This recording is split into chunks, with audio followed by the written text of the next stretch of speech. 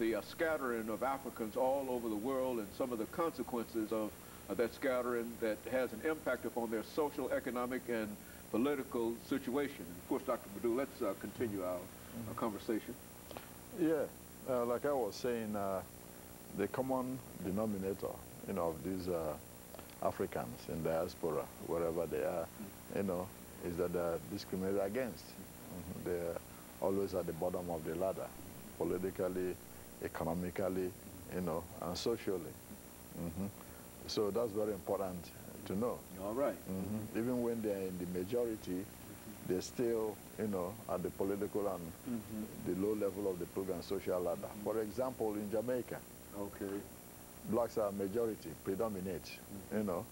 1% is about white, but they control the entire economy and even the political system. Yeah, the blacks vote, but the whites control the government.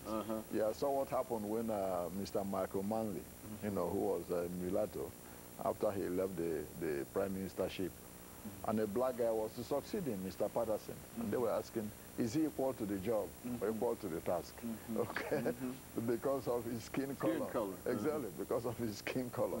In Guyana, the same thing. After independence, the British, handed over to a guy called Chedi Jagan, who was Indo-Guyanese from Indian stock. And the Indo-Guyanese has always discriminated against the Afro-Guyanese. So that's what happened. Then there was some riots and disturbances. Then when a black man called Robert Bonham took over, he started trying to entrench, black power and black rule, as an antidote to discrimination.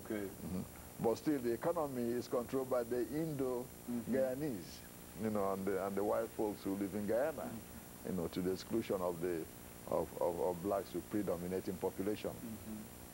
In Suriname, almost two decades ago, really, a guy called Lieutenant Colonel Bautuse, he took over the government by force, who was running a military government. He started carrying out some kind of genocide against the blacks who live in the country, in Suriname. So it's the same thing in most, Latin American countries. Africans, do the menial jobs, lack the education, and excluded from really anything other than cultural activities. Even the carnival. Yeah, even the carnival. For a long time it was banned officially. Yeah, blacks have to hide to do the carnival. Yeah, but when they saw that the carnival was of economic value, yeah, it brought in a lot of money, a lot of tourists and all this. Yeah, a lot of those countries legalized it. Like in Cuba, in Bahamas, in Trinidad and Tobago, in Brazil. It's official now. Because of the economic impact that exactly, it had. because of the economic impact that he brought. And those carnivals started as a cultural, activity of Africans. And they, and the idea was to try to suppress that cultural activity. Absolutely. Black pride, as it might be called. Absolutely. The idea was to suppress it.